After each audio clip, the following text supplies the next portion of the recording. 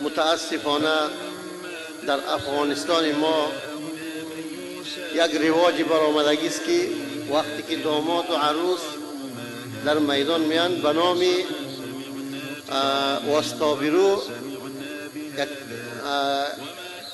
یک خواندنی دارن و به همراه ساز و سرود میخوانند و چون که اون در شریعت ما و شما امر ناجایز را دارد و چون که نکاح که است یک امری است که بنایش بر تقوا گذاشته شده، نباید انسان همین بنای تقوا را با واسطه یک چیز حرام خراب کند. بناهن به جای همون آستابرو ترانه ای را تیار کردیم توسط بلال جان خوانده می شود و در سمع حاضرین می رسانیم و الان داماد هم ضعفه می شود داخل می آید.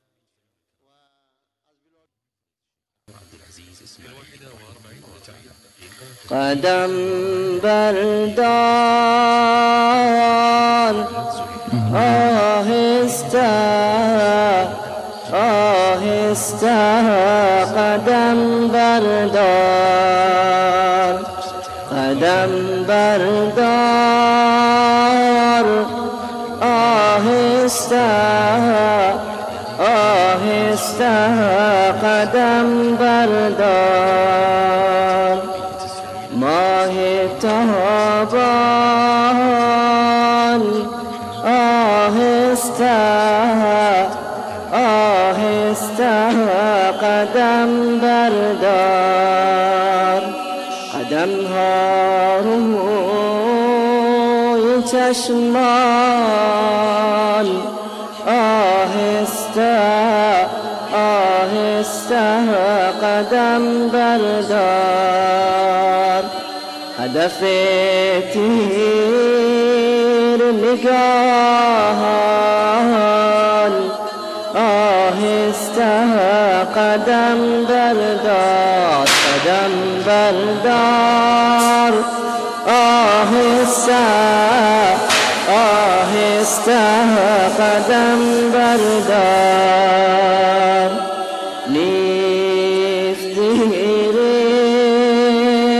قدم زمین بر سر قلب و جگر می روی نیست زیر قدم زمین بر سر قلب و جگر می روی قدم آهسته آهسته آهسته قدم بردار قدم بردار آهسته آهسته قدم بردار دخت عزیز امشب به دهلیز دگر می روی دخت عزیز امشب به دهلیز دگر می روی قدم بردار شایسته شایسته قدم بردار قدم بردار آهسته آهسته قدم بردار ای تاج سحر امشب بعفته شوهر می روی ای تاج سحر امشب بعفته شوهر می روی نگهدار عزت و عفت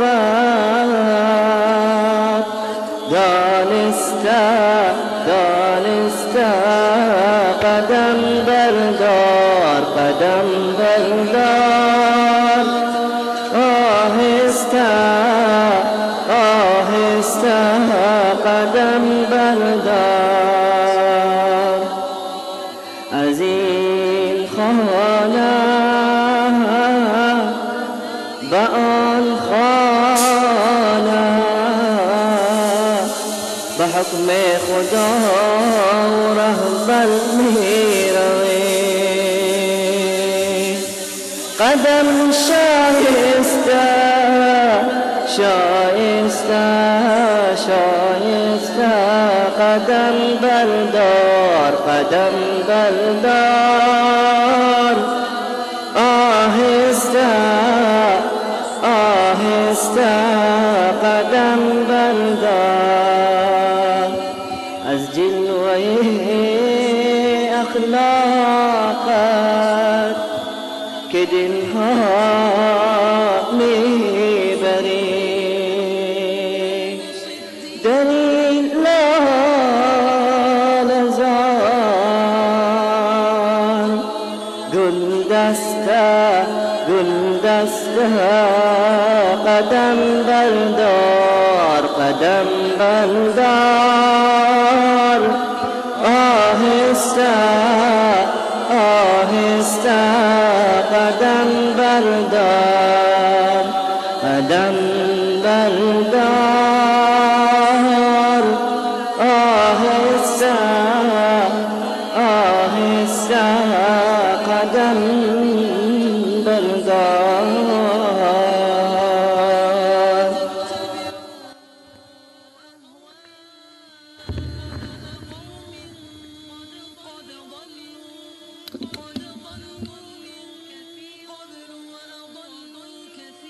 تشکر از تیم بلال جان که سامعین کرام را خیلی خوشنود ساخت و از همه برادران تقاضامندم و امیدوارم که محفل عروسیشان را چنین محفل بسازند که مطابق شریعت اسلامی باشد و چه یک لذت خاصی دارد کسی که در راه اسلام موافق باشد.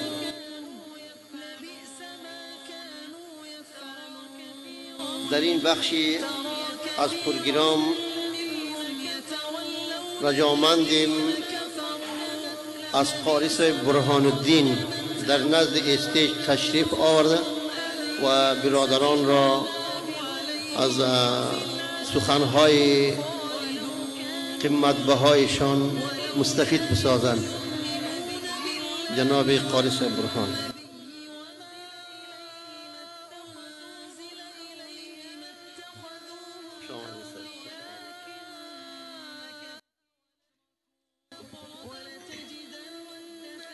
بسم الله الرحمن الرحيم.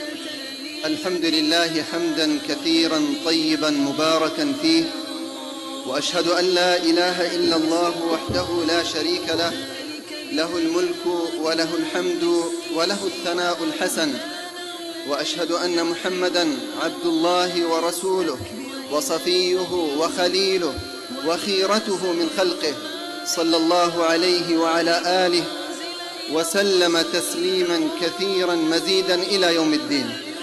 اما بعد، برادران عزیز، دوستان گرامی، حضور کرام، السلام علیکم و رحمت الله و برکاته.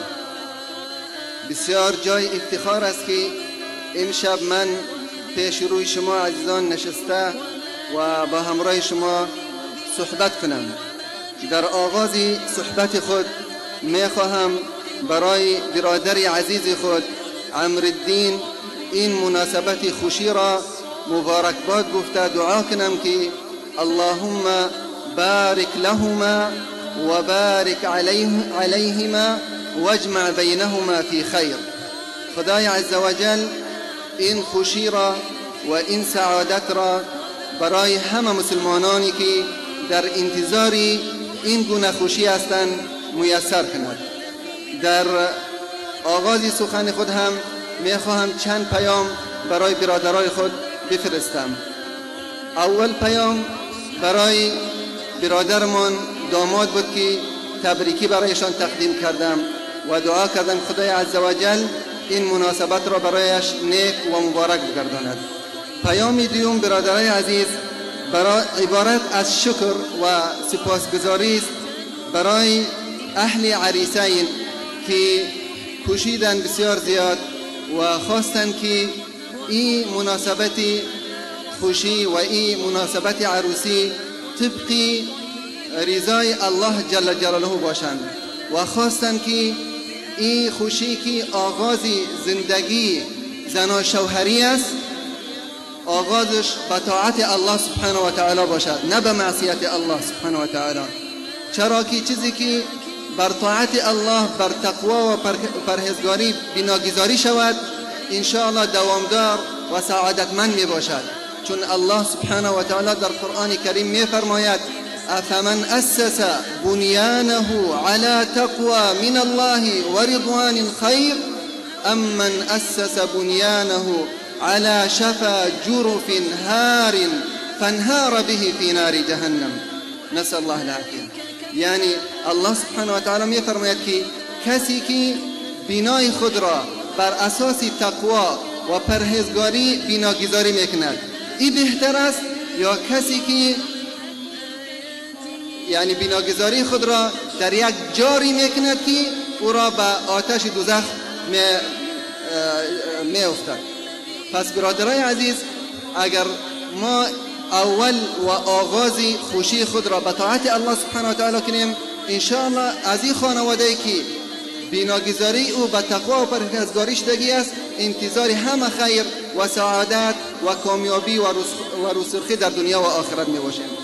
چرا برادرای عزیز خاصتا در این دوران اخیر ما میشنویم که بسیاری از خانه ها بعد از تکلیف های زیاد، بعد از مشقت های زیاد، بعد از پول زیادی که به مصرف داده شدگی است چند روز از خوشیشان از عروسیشان نمیگردد مگر اینکه بینشان اختلاف واقع می شود، بینشان اتفاقی واقع می شود، بلکه گاهی به طلاق و جدایی می رسند. سببش چی است؟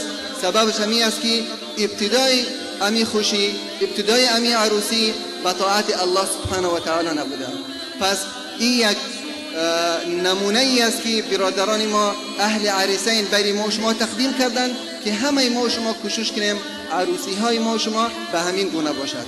پیام سوم برادرای عزیز همچنان شکر و سپاسگزاری است برای برادرانی که تکلیف کشیدن، زحمت کشیدن و این برنامه را آماده ساختن و برای ما شما تقدیم کردند. و خداوند عزوجل برایشان پاداش نیک نصیب کند و امیدوارم که در همه رقم مناسبات شرکت کنند و برادران خود را مستفید بکنند. پیام سوم برادرای عزیز یا پیام چهارم برای عمومی حضور و الخصوص وطندارای ما شماست. برادرای عزیز ما کوشش کنیم که همین رقم برادرای را که برای ما همین رقم برنامه ها را تقدیم میکنن تشجیع کنیم، برشان شکرگزاری کنیم، برشان یعنی اظهار خوشی کنیم. برادرای عزیز در قسمت دیوم از صحبت خود یعنی مولای صاحب رحمت الله را خدای عزوجل خیر بدهد که درباره نکاح در اسلام برای ما و شما هدایات تقدیم کردن. من میخواستم در این موضوع هم چیزی صحبت کنم لیکن دور از مواضعی که مولای صاحب صحبت کردن خواهش ما از تماما برادرایی که در اینجا هستند و انشاءالله در آینده همین رقم مناسبات خوشی دارن، ما تمنا دارم که همین مناسبات ما طبق شریعت اسلام بوده و طبق کاری باشد که الله سبحانه و تعالی را راضی بسازد.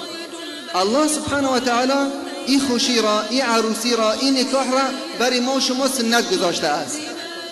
چنانچه که برادر ما در ابتدای سخن خود گفتند که از آدم علیه السلام تا امروز و تا بروز قیامت و همچنان این سنت انبیاء علیهم السلام است. الله سبحانه و تعالی می فرماید که ولقد ارسلنا رسلا من قبلك وجعلنا لهم ازواجا و ذریه. رسول الله صلی الله علیه و سلم می فرماید که این نکاح سنت ما است و هر کس از سنت ما به رغبتی میکند و از امت ما نیست. و میفرماید که شما تزوجوا فإني مكاثر بكم الأمم يوم القيامة. شما یعنی زواج کنین، شما عروسی کنین تا که روز قیامت ما با همراه شما چی میکنیم؟ روز قیامت با شما چی میکنیم؟ ما افتخار میکنیم. پس برادرای عزیز، وقتی که این سنت خداوندی باشد، این سنت رسول الله صلی الله علیه و سلم باشد، بلکه این اکمال دین است، باید ما را به معصیت خدای تعالی بسر نبریم، به طاعت الله سبحانه و تعالی بسر بریم. میبخشید کم تر شد، دانی قدر اکتفا میکنیم. والله تعالی اعلم و صلی الله علی نبینا.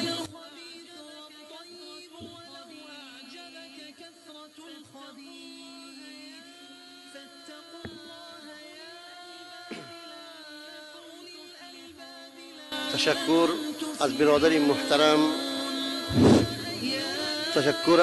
محترم جناب قاری صاحب برهان الدین. سخنهای خیلی جاذبانه و سخنهای خیلی عاقلانه برای ما شما تقدیم نمود. شاید مستفید شده باشید.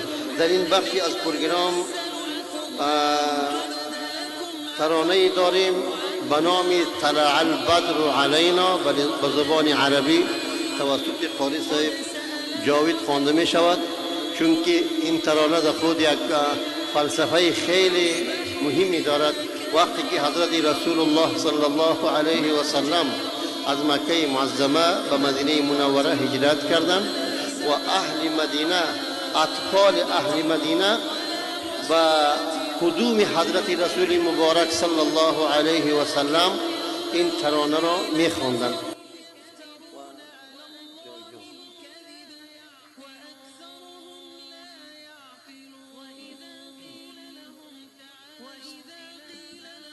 السلام عليكم ورحمة الله وبركاته.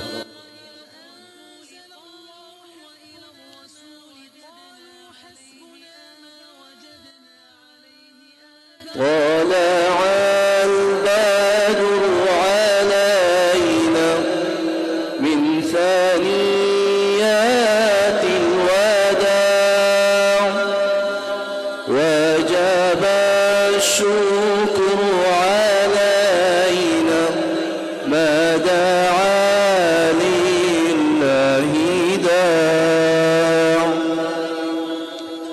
أيها المبعوث فينا جئت بالأمر المطاع، جئت شرفت المدينة مرحبا يا خير داع. جئت في يمناك شمس نورت كل البقاع، بكتاب الله تهدي نورهم تاب وشاع. قد لبسنا ثوب عز بعد تنفيق الرقاع، وغدونا بعد ذل في سمو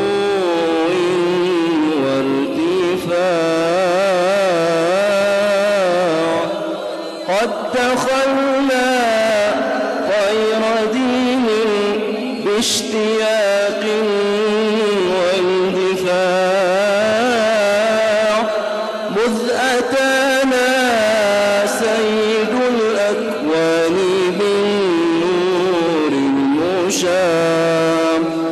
نحن كنا في افتراق وخلاف وصراع، فاجتمعنا واتحدنا وغدونا كالقناع. طالع النور المبين نور خير المرسلين، نور أمن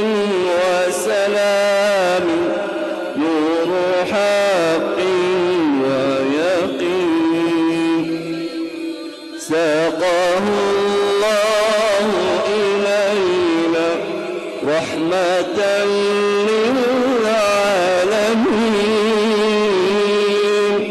صلى الله على محمد صلى الله عليه وسلم. السلام عليكم.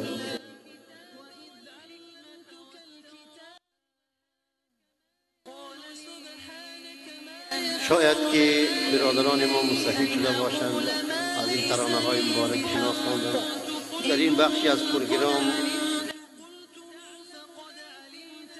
از شاه عزیز برادر محترم امرالدین جان تقاضا میکنیم که این مهمانایی که به خاطر ضیافهشان تشریف آوردن خیر مقدم به طرف تعام بکنند.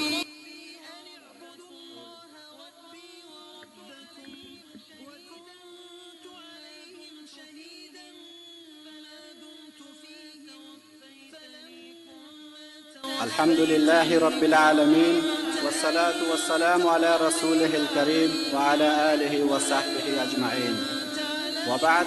السلام عليكم ورحمة الله وبركاته. مهمانان عزیز، من چیز خاص برای گفتن ندارم، فقط امیر میخواستم که از طرف خود و خانواده ایمان تشریف آوری شمایان را خیر مقدم بگویم. میدانم که از همه جای دور دور هم تشریف آوردن و خداوند عزوجل برایشان اجر عظیم عنایت فرماید و برادرانی که در روی استیج محفل را به حضورتان تقدیم کردند از اینا هم سپاسگزار هستیم و خداوند تبارک و تعالی به هر قدم شما اجر و حسنات فراوان عطا فرماید و من الله توفیق. برادران محترم، چون که سخنها باقی مانده است و باقی مانده پروگرام انشاءالله تبارک و تعالی سوالات و جوابات و دیگر بعض مورد صاحبا سخنرانی دارد. بعد از صرف طعام انشاءالله تعالی می شود و در این وقت انشاءالله تعالی فرصت صرف طعام است. همگیتان به طرف نان خوردن تشریف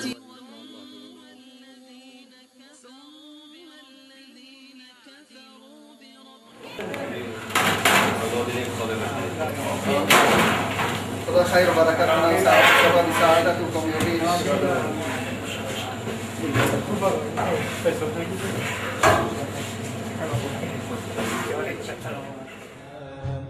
چرا غافل از حال دل خویشتنم، از کجا آمده ام، آمدنم بهر چه بود، به کجا می روم آخر من ماهی وطنم، به کجا می روم آخر من ماهی وطنم. مانده ام سخت عجب کس چه سبب ساخت مرا، بیا چه بود است مراد وی از این ساختنم. مانده ام سخت عجب کس چه سبب ساخت مرا، یا چه بود است مراد وی از این ساختنم. جان که از عالم علویست یقین می‌دانم، وقت خود باز برانم که همان جا فکنم، وقت خود باز برانم که همان جا فکنم. روزها فکر من این است و همه شب سخنم، که چرا غافل از حال دل خویشتنم، از کجا آمده ام، آمدنم بهر چه بود، به کجا می روم آخر من ماهی وطنم، به کجا می روم آخر من